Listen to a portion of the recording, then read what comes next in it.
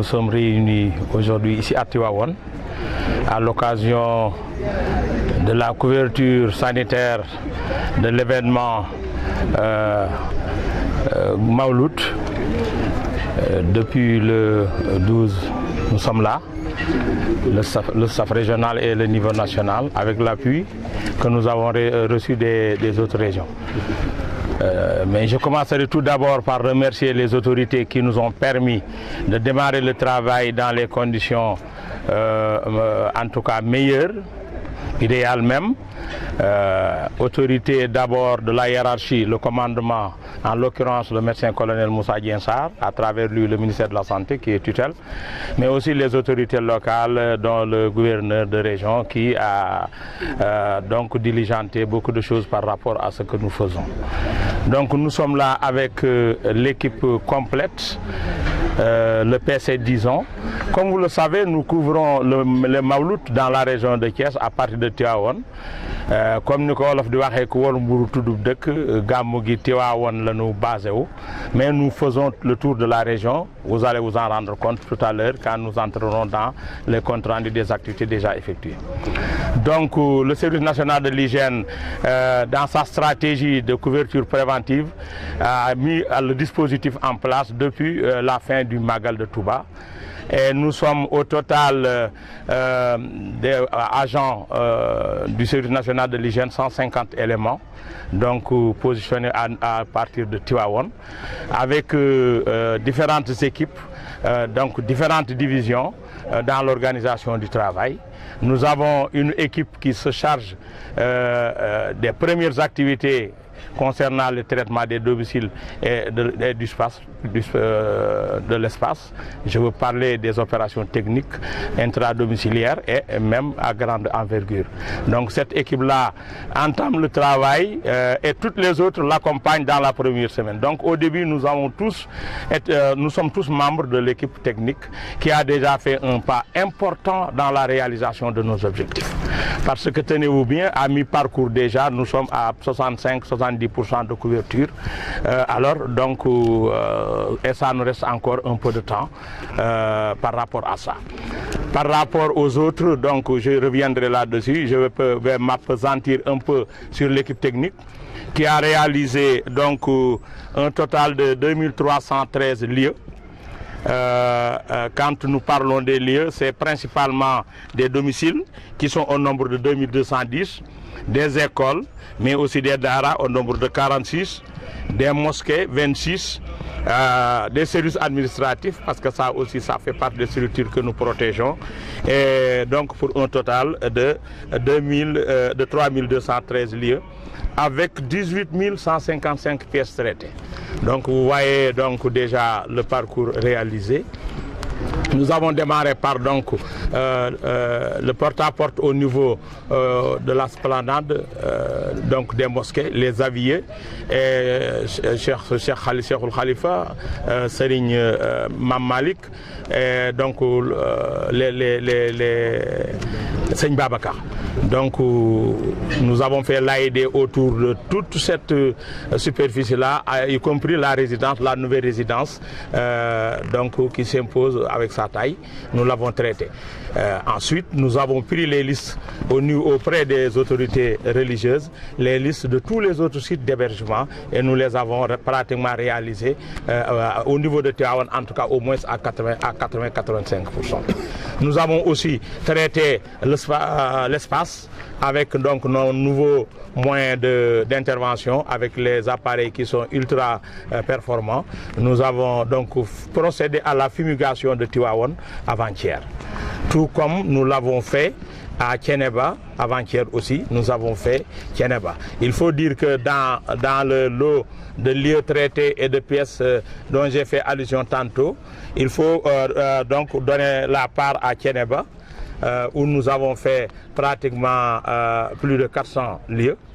Et nous avons aussi la nuit procédé à la fumigation de la commune de Thiénaba Sec. Donc il y a aussi Pout, il y a Kayar, il y a Khombol, Touba Toul, une partie de Thiès ce matin. Donc les équipes se sont dispersées. Toutes ces localités-là ont été touchées. Maintenant, ce qui nous reste par rapport aux équipes techniques, c'est en substance Kermam Elage Ndjegen, les Baïfal de Thiès, Medina Fall, il y a aussi Loyen, mais il y a aussi Diakay Toucouleur et Gounas, tout ça à Gaïdel, tout ça c'est dans Thiès, plus les Ndiaye de Dabaye.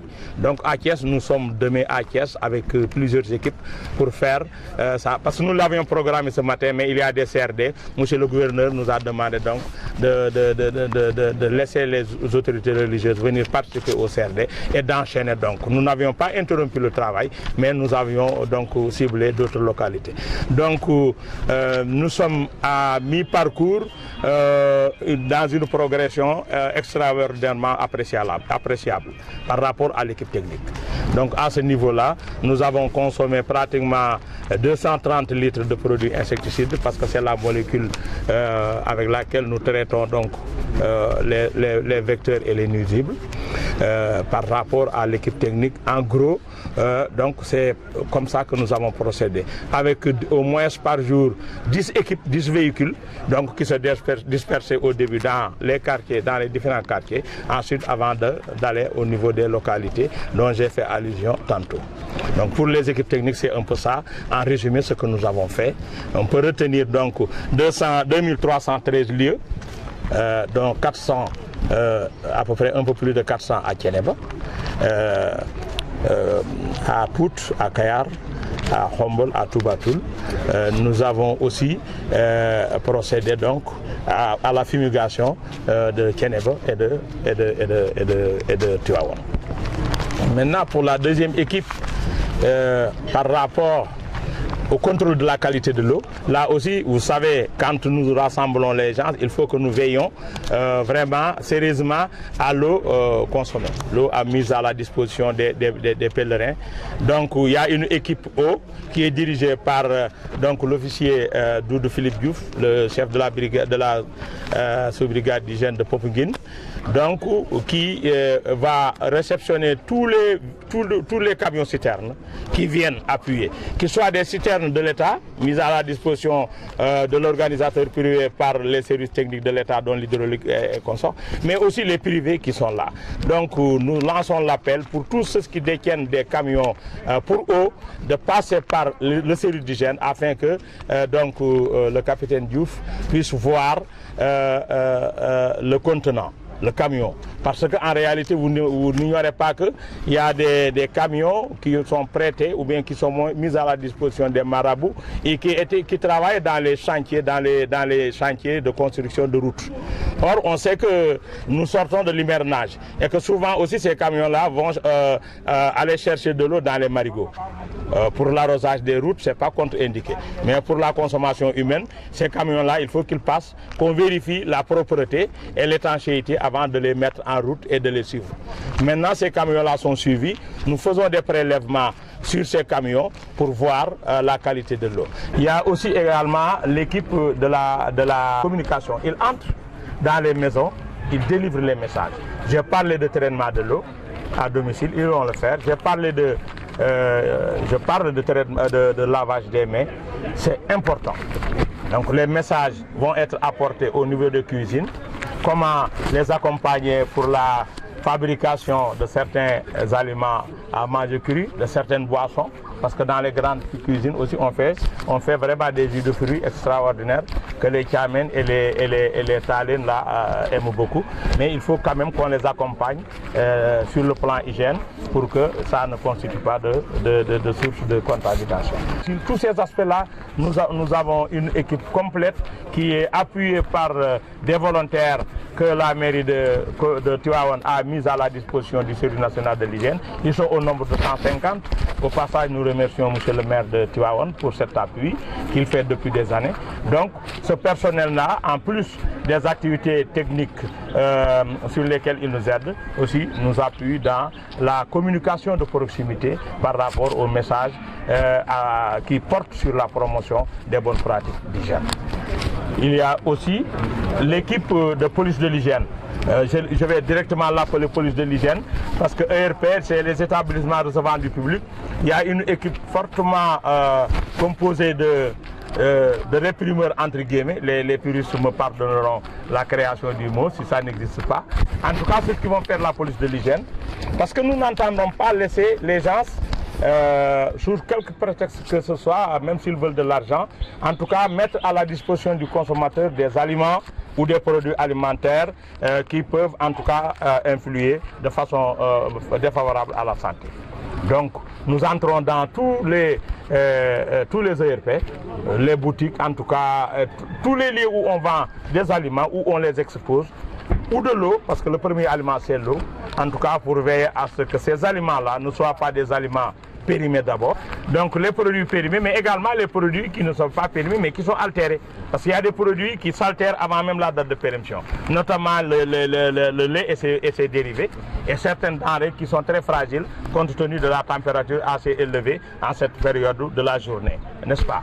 Donc nous avons procédé à des saisies, à peu près 200 kilos de produits sont déjà saisis dans la pré-campagne, parce qu'il faut dire que même avant le 12, la sous-brigade de Tivaouane avait déjà déclenché une pré-campagne, et à ce jour nous sommes à peu près à 200 kilos de produits alimentaires saisis d'une valeur à peu près de 280 000 francs.